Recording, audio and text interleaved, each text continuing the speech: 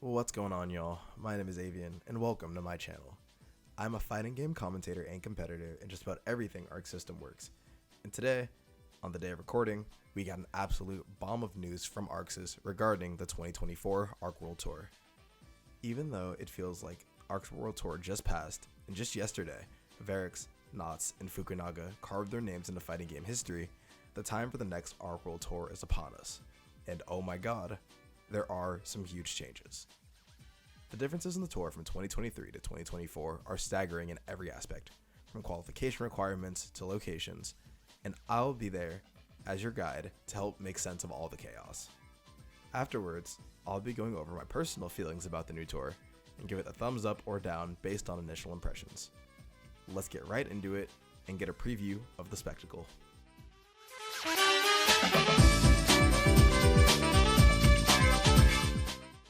AWT 2024 is structurally similar to last year's format, while removing most of the nuances that made the tour a bit of a hassle to deal with.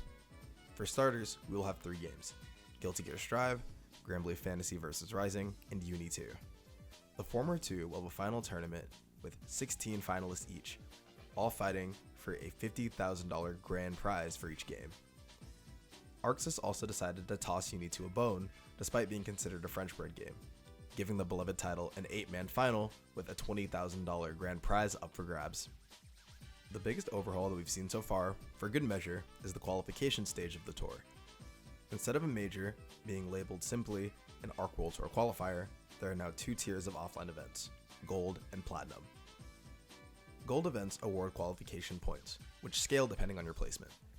If you win a Gold event, you will walk away with a crispy 100 points. If you get into the top 8, you will still walk away with a minimum of 6 points for 7th place. Platinum, the tier above Gold, presents an opportunity for a direct invite to the final show. However, if you don't win the whole thing, placing well still takes you closer to your goal of making the World Tour Finals. For Platinum, the 100-point quote-unquote grand prize is awarded to the runner-up. Instead of being cut off at 7th place to get points, missing the top 8 can still bring you something, with 9th placers getting awarded 6 points. ArcSys is also implementing an online point tournament series to provide opportunities for everyone to qualify for the World Tour Finals, deemed Silver tier events. We are still awaiting more news about these and how they will be formatted, but from what we do know, the grand prize for each of these tournaments will be 45 qualification points, with a minimum value of 3 points that can be earned with a high placing.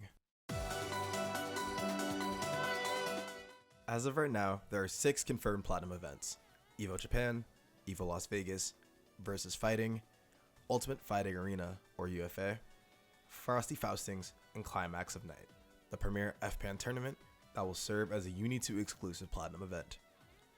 The Gold tier is where it gets interesting though. We see previous beloved events such as CE Otaku, The Mix-Up, and Combo Breaker all returning to the circuit as Gold tier events. We also have a variety of new events and locations making their Arc World Tour debut, such as Only the Best in Italy, Thunderstruck in Mexico, and Clash of the Olympians in Greece, along with many others. Now competitors will have a lot more opportunities to qualify for their given games and explore the world, with even more on the way in terms of the Gold tier as per the ArcSys website. There are a couple of things, however, that we do not have definitive answers for yet.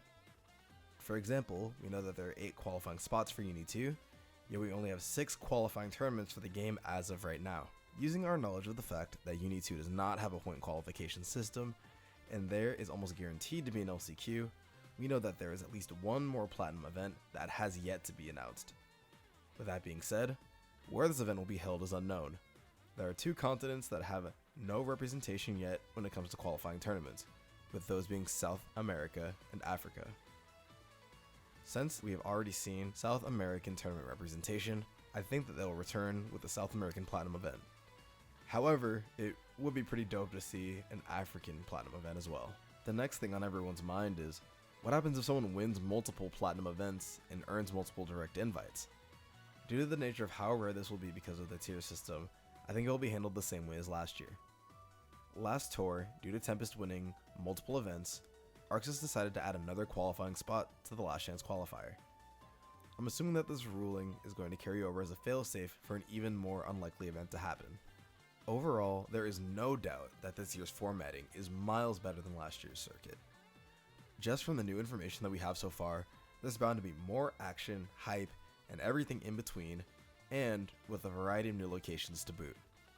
The tier system allows for monster tournament runs to be rewarded, as well as consistent and dedicated players getting their time in the spotlight as well. From the initial list of events, there's already a ton of love spread out all over the world. Even though there is still no tournament representation in South America and Africa, those can easily still be changed with the unannounced qualifiers and silver online qualifiers as well.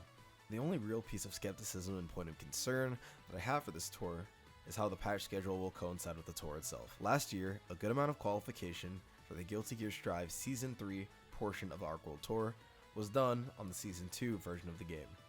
While this doesn't drastically affect the Grand Blue or Uni sections of the tour, due to a recent patch leading up to the tour, and a far in between nature of patches for each game respectively, respect needs to be given to Guilty Gear Strive as well. Realistically, that game has the stake of most of the viewership for the tour itself, and should be treated with a sense of care to that aspect of the competitive experience. However, with all things considered, Arxis gets a huge seal of approval from me, and I can't wait for the tour to kick off at EVO Japan in a couple weeks. I hope you all enjoyed this little overview of the season so far.